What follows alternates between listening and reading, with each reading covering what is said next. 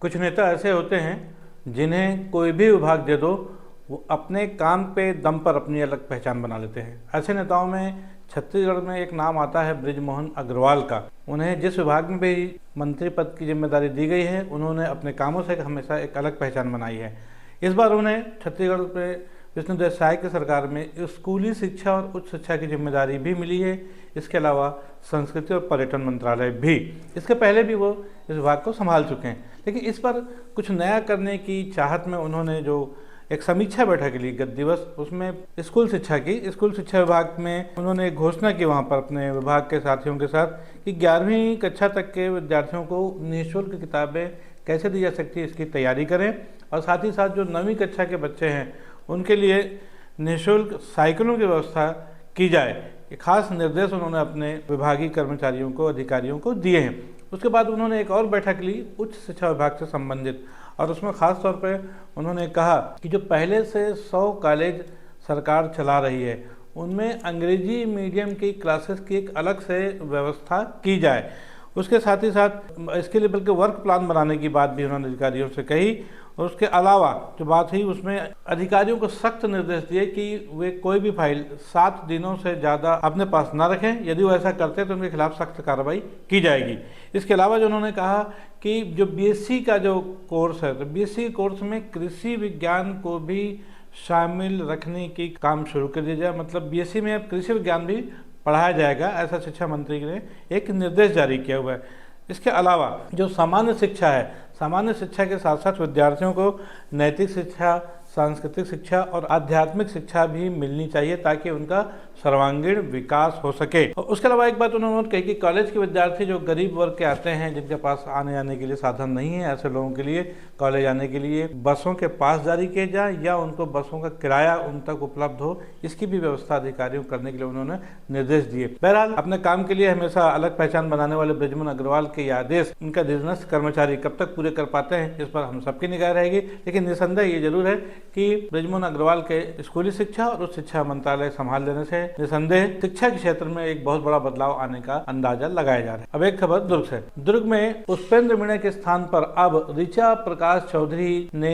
नए कलेक्टर का चार्ज ले लिया है। कल गुरुवार को उन्होंने पूर्व कलेक्टर पुष्पेंद्र मीणा से अपना चार्ज लिया। आपको बताते चलें कि ऋचा प्रकाश चौधरी इसके पहले जांजगीर में कलेक्टर थी, उसके पहले वे बस्तर जिला पंचायत के सीईओ भी रह चुकी हैं, और सबसे महत्वपूर्ण बात कि वो दुर्ग में ही खास तौर पे अपर कलेक्टर की जिम्मेदारी भी निभा चुकी हैं। अब देखना है कि अपनी ये दूसरी पारी में और ख़ास तौर पर दुर्ग जिले की कलेक्टर के तौर पर पहली पारी में उनकी जो भूमिका है वो आम जनता के साथ कितनी प्रभावी रहेगी और क्या महत्वपूर्ण चीज़ें वो आम जनता के लिए करती हैं। छत्तीसगढ़ शासन की एक बहुत महत्वपूर्ण खबर आ रही है, वो ये है सरकारी कर्मचारियों में सप्ताह में 1 दिन के अवकाश की एक बात हमेशा की जाती रही है, सभी विभाग के कर्मचारियों को मिलता भी है। लेकिन एक विभाग ऐसा है जिसमें कर्मचारियों को कभी भी साप्ताहिक अवकाश नहीं मिलता, और वो विभाग है पुलिस विभाग का। और ये लंबे समय से चर्चा चली आ रही है कि पुलिस विभाग की जो जिम्मेदारियाँ होती हैं कर्मचारियों की छोटे 24 घंटे की होती हैं।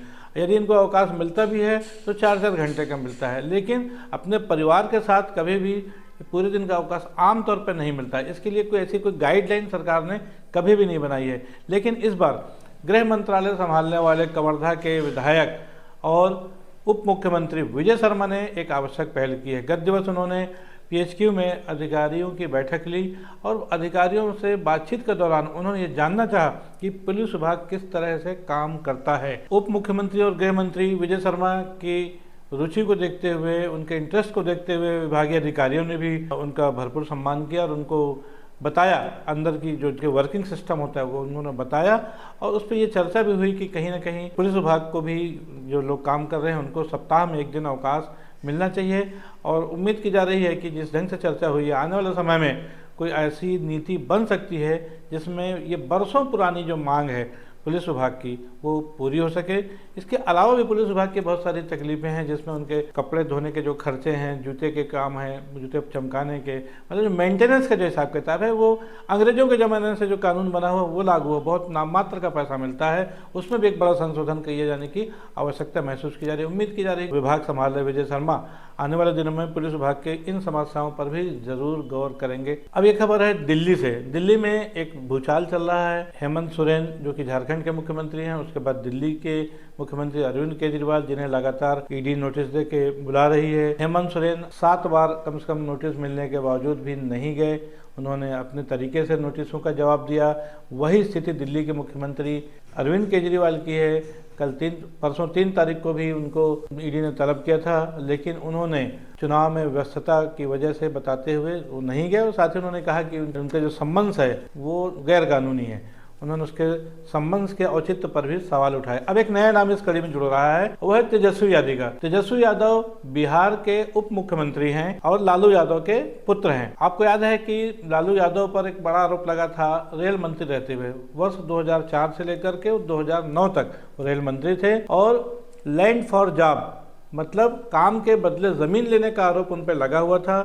और अब उसकी शिकायत में एक नया नाम जुड़ गया है, तेजस्वी यादव का भी।